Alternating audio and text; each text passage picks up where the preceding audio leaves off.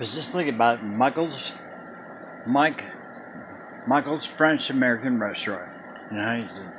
Michael Bunny. I worked there from like it was 5 stars. That was 5 stars.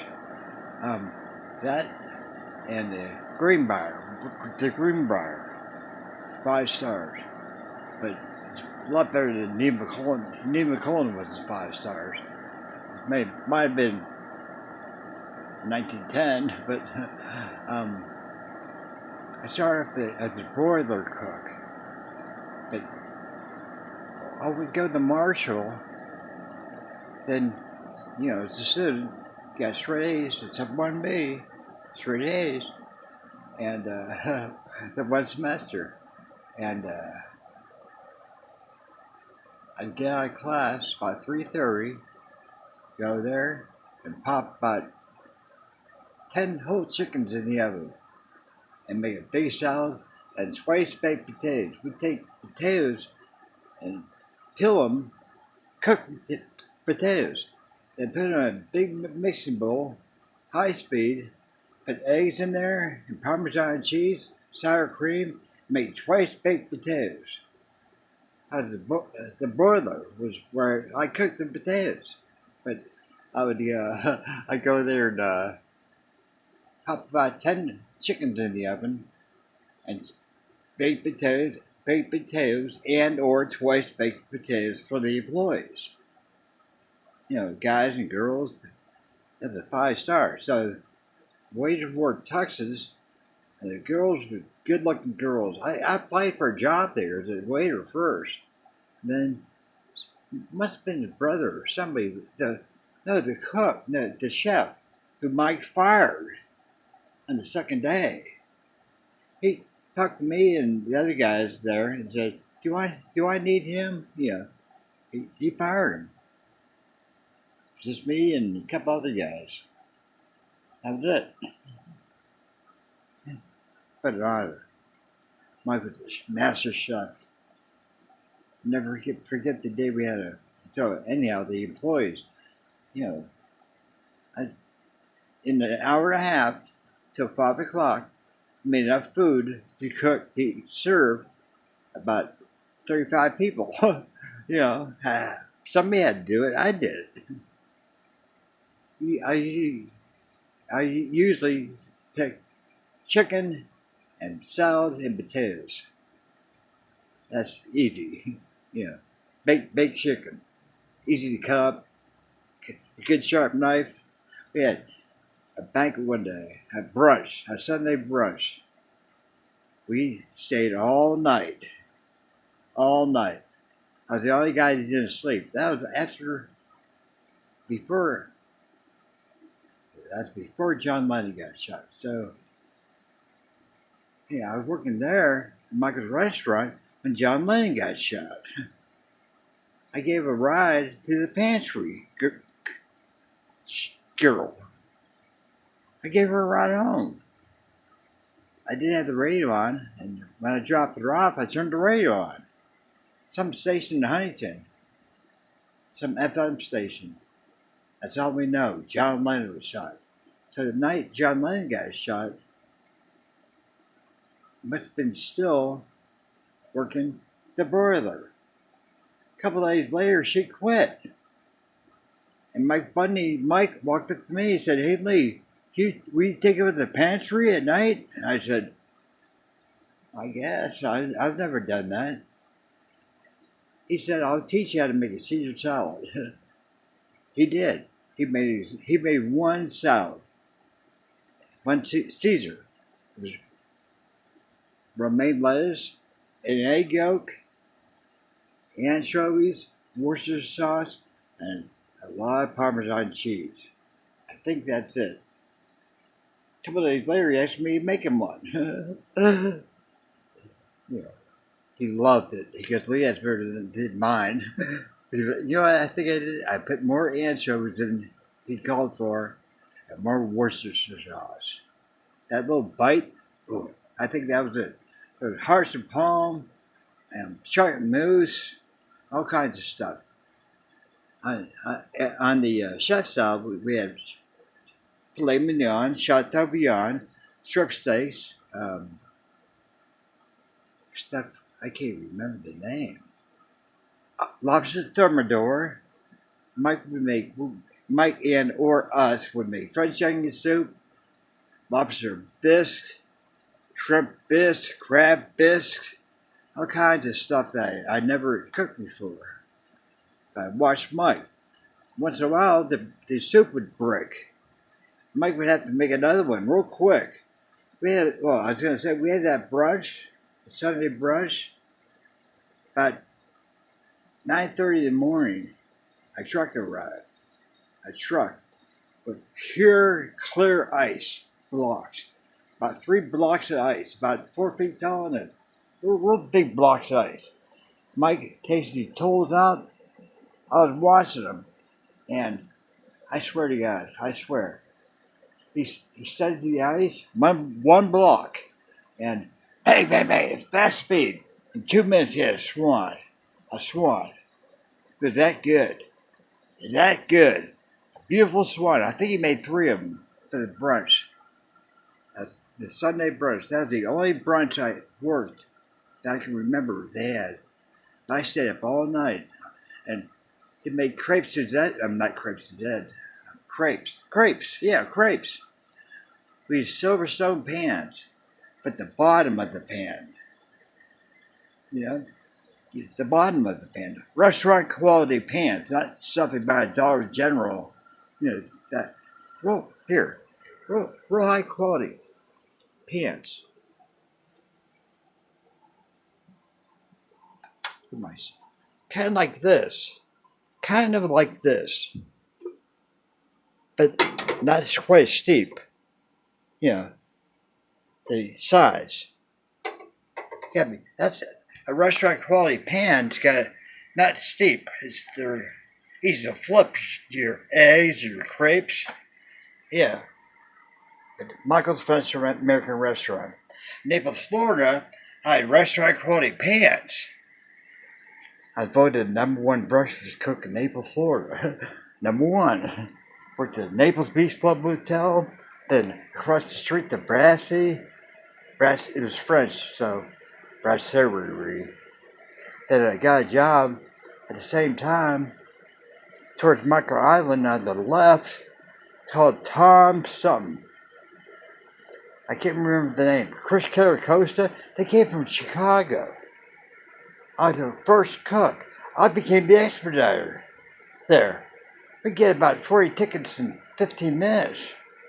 That place was so busy that I only took chopsticks. Right behind me was the broiler. That was it. I'd say, Rich, drop 3 orders of beer battered shrimp and stuff.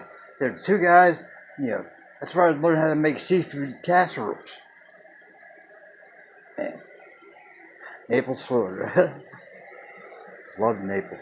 With Terry Long, Brandy, and Amy. I couldn't get a job there installing cable, so I applied for a job at the Naples Beach Club Hotel, 7-Eleven, and some place I can't remember. But all three called me back. Remember, I had a beard, and I remember I was living with Terry's parents at first, and I shaved. Terry goes, "Wow, you never saw me without a cheap, bad beard. Never." Until we went down to Naples. When I saw in preview, I had a beard. Now I can't even grow a beard because of here. Here I can have a goatee, but have it shaved for a couple of days. What the hell? I love Shannon because Shannon was born in Akron General Hospital, same hospital I was, on the same floor. I held Terry, and they called me Terry Long, Mr. Long. They didn't know that Terry and I weren't married. T-E-R-I. T-E-R-I. So right? Okay. Yeah. Can't tell. T-E-R-I. I held Shannon before Terry did. Terry was, you know, shaking and she couldn't hold a baby. I was there for the birth. The only the only time I've been around a child, the birth, and the nurses go, "You did a good job. How'd you learn this?" I said, "I don't know. I didn't. You just look at them. Terry, get ready. You're gonna have extraction. Boom. Then they induced labor. I think. I took a day off of preview that day. We met at Donnie's house. When I came back from Dallas, I called my friend Donnie. Donnie, that guy named Donnie, and his wife, well, Donnie and Guy Smith, and I drove down to Dallas, Texas, in our vehicles, and I worked there for 2 months. When I came back, I called Donnie up one night. I said, Donnie, do you know if anybody's got a car for sale? I don't want to drive the van around everywhere. It's got ladders on it, and it's full of stuff. From preview. Down in Dallas, it's called View. V-E-I, no, V-E, yeah, V-E-I, or no, V-U-E.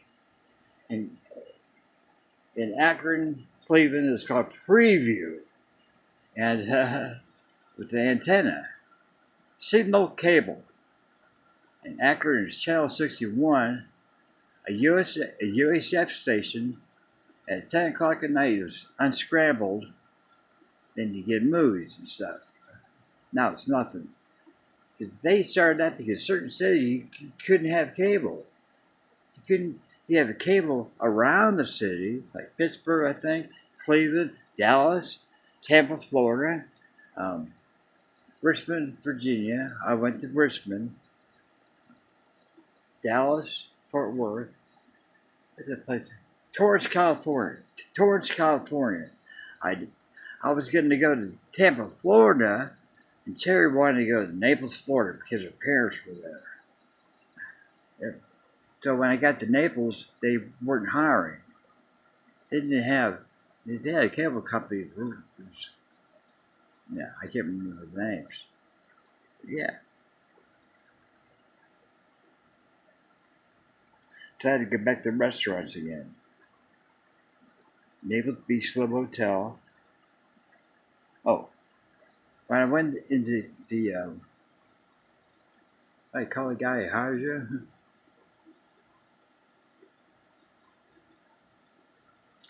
Yeah, the guy who hired me. We talked, hired me on the spot. I worked as a banquet prep cook first in the main kitchen. Then I bid on a job. We had Sunday brunches, and we'd cart all the stuff over across the street to the Brasserie. That's where that's where the Sunday brunches were. Eggs Benedict, big huge hams, turkey. Beautiful food. They had a beautiful, not pan, dessert chef. What do you call it? Guys who spend all week, did nothing but preparing for the Sunday brunches, for the most part. We had we had banquets between 700 and 800 people. Imagine all the great. Almost everybody would have to help at once putting the food on the plate and putting it in the warmers. But yeah, at the Brasserie, I became that's where I was voted the number one. I would go in about 4:30 in the morning. Now there I had the van. I had the van down there, the red van. Ford E150 Custom I bought in Huntington. With Dad's help. And that van, wow, had good speakers in there, 8-track player. Matter of fact, the last 8-track I ever bought was in Naples, Florida. Stevie Miller, Abracadabra. Last time I ever bought an 8-track. That was it. Yeah. Because I went back to the same record store later on, and they didn't have any 8-tracks, but that was the last 8-track I ever bought. Stevie Miller. Abracadabra. That was 1982. So May 1982. Shannon was born January 20th, 1982. Akron General. I think that's Dad and Mom's anniversary. I think. Right? Right. I think so. Mary Clyde Dad were married in October, I think, is how it goes. I'm pretty sure. Yeah, I'm pretty sure. But she was born January 20th, 1982. And I had no idea who the father was. When I came back from Dallas and Terry and I just met, oh, that's what I was going to say. I called Donnie up.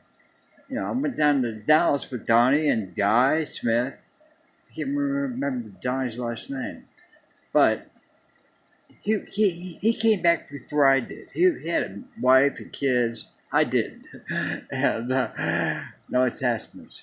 So he came back first. I probably came back. Who knows? I was down there for about 2 months, and then so it was September. I left in January or July. So it's September. I called Donnie up, and I talked to him about does he know anybody? He's got a cheap car for sale that's reliable. So as a matter of fact, I got a Cadillac for sale. I said, a Cadillac? Yeah, but it won't start. I said, I'll be right there. I went to his house, showed me the Cadillac. I took the battery out of my van. Swapped the batteries, and I started the Cadillac up. I said, how much for this? I think she wants $100. It's not my car. Some girl lives down the street. It was Terry Long. Because hours later, we were playing cards. Me and Donnie and his wife were playing cards. And then the front door, there's a knock at the front door. It was Terry Long. So she came in. The four of us started playing cards. Who knows what game? I remember I had a banana. I was getting hungry, and I asked for a banana and some peanut butter. I had a banana and peanut butter. And Terry looked at me and goes, "Oh man, right up my alley." I was eating that banana and peanut butter. Then I slept on Donnie's couch that night. Next night, Terry came back over. But Terry, it was in her name. So I had to drive to the DMV in Akron,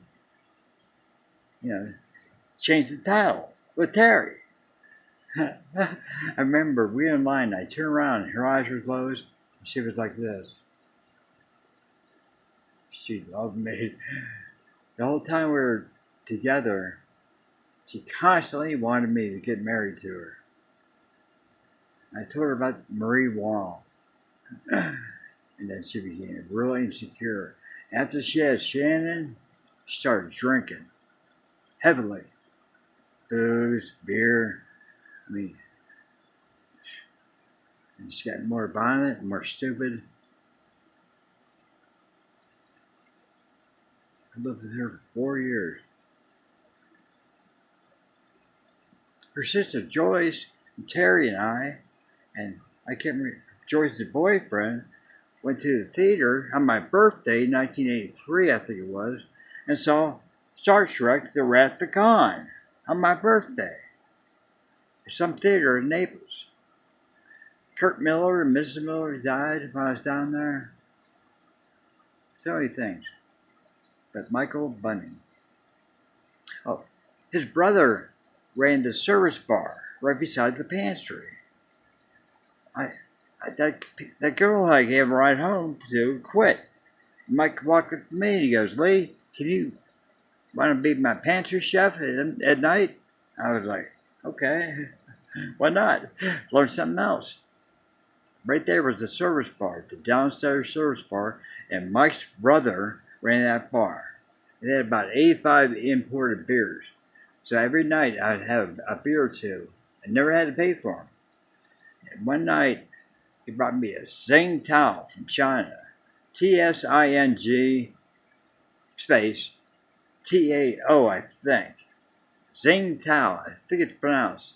That was best. That's my favorite beer of all. When I was in Japan, they Kirin, Sapporo, Asahi.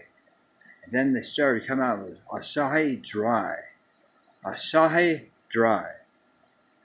That was probably my favorite beer. Besides, I didn't like Kirin that much. Sapporo was like really high quality. I'd like Foster's, Tsingtao, and Asahi Dry. That's made. It's got to be made in Japan, and the country. You can't make it over here.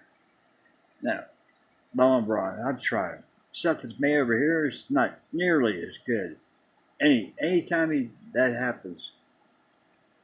But yeah, Michael's Restaurant. Boy, he was a master chef. So I worked at the Swingos at the Coliseum, the Richfield Coliseum, at the Kent State. When I was done with class, I go there and change.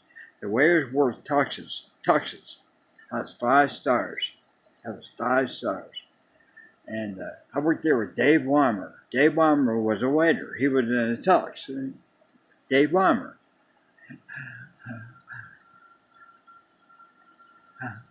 Wow. I was going to Kent State. I was living in Grandma Revenue Median. That was the fall of 1975. And I had to study my psychology books and stuff. How did I do that? How did I manage? I got good grades in college. Good grades. I got all A's. Except for once in a while I got a B. That was it. In Marshall, I got like 4 A's and a B. That was it. One semester. At Kent State, when I first went to Kent, they were in quarters. I had psychology 101 and then child psychology in 1 year. The first 6 months. Then they switched from quarters to semesters. You know. So the first, I will never forget that. It's Franklin Hall. My psychology 101. There's over 1,000 people, males and females, in that class. Then the child psychology was on the other side of campus. The Kent State was so big, the campus. They had buses. One bus we could go clockwise, and the other bus went counterclockwise. You couldn't walk. You could, but it'd take forever. They supplied buses. And they had black squirrels. One of the teachers or professors went to Canada, and he got these black squirrels. Probably 2 males and 2 females. Who knows? And they're everywhere. Big, huge, bushy black squirrels. They had huge oak trees, maple trees, everything. Kent State was beautiful. Think about when I went to ASU, it was bigger, but it was all real cramped. And Tempe, you know, it was it was like a couple of blocks. I had a roommate. I was making stained glass. I called them. I was supposed to have my own room. My own room. I got there. I had a roommate. Every night he'd go to this bar down, near our dorm, and drink beer, pitchers of beer. He'd come back about 10 o'clock, 10:30, 11 o'clock, who knows, and snore. I went to Uncle Dick's house and I said, enough of this crap. I got to get my own place. That's about the time I got so I found that trailer, at Patsy Junction at Uncle Dick's house. I used Uncle Dick's and Aunt Jerry's phone to get there. But I found Buddha,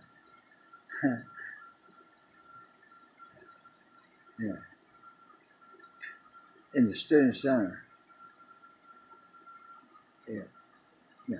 3x5 card on the bulletin board. I went to their house, real close to campus. I used to park at the Sun Devil Stadium. Anyhow, they had them in a box. I was the first one there. The sign says free cockapoos, male and females. Every puppy was asleep, except for one. Hey, was sitting there smiling at me, real small. I'm talking about, 7 weeks old. So he was born in January of '76, probably. This late January. And I said, I'll take him. I picked him up and I said, your name is Buddha, Buddha. Buddha. Buddha. My cockapoo. Buddha, not H-A. It's Buddha. Not Siddhartha. I was studying Sufism, all kinds of stuff down there. Psychology, biology, who knows? I can't remember. In 1977. Yeah. January. Oh. Then after I got Buddha, I saw ELO perform Electric Light Orchestra, the El Dorado concert in Phoenix. ELO. So I saw ELO down there in Phoenix, and then I saw ELO again in Akron with Terry Long, her first concert, doing Time. That was after John Lennon. Yeah, because that was after John Lennon got shot. Because Jeff Lynne, they did a tribute for John Lennon. I forgot. It was 10 minutes long. He started off with Across the Universe. Words are flowing out like endless rain into a paper cup. They slip a while. They pass. They can't remember the word. They pass way across the universe. John Lennon wrote that. Words of sorrow and joy are drifting through my open mind, possessing and caressing me. Jai Guru De Love Om. Nothing's gonna change my world. Jeff Lynne was broken up like everybody was. John Lennon's Mark David Chapman shot him. And when George Harrison died, Jeff Lynne was at George Harrison's bedside in L.A.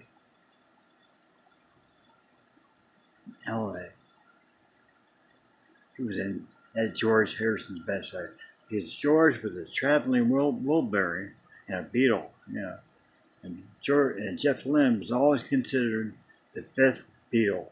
He was a huge Beatle fan.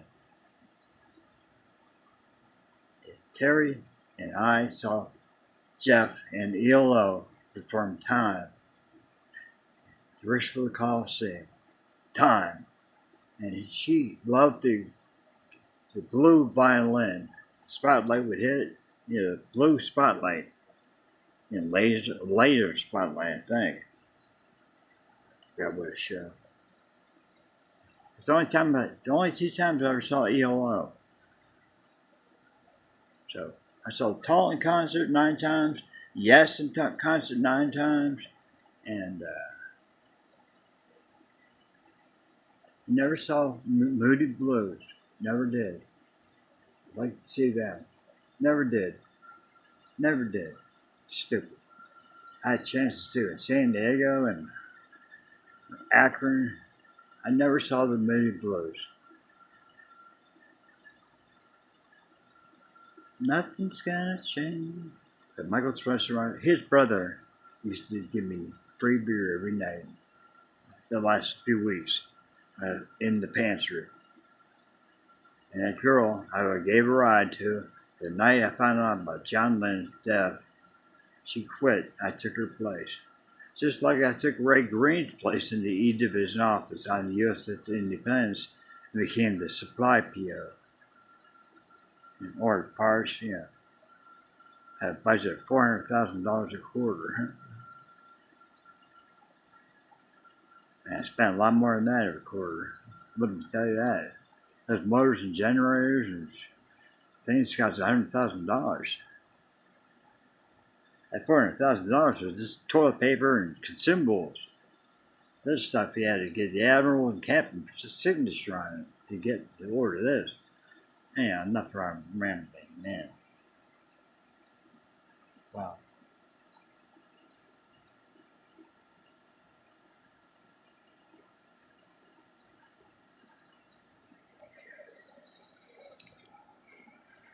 Black Day at 40.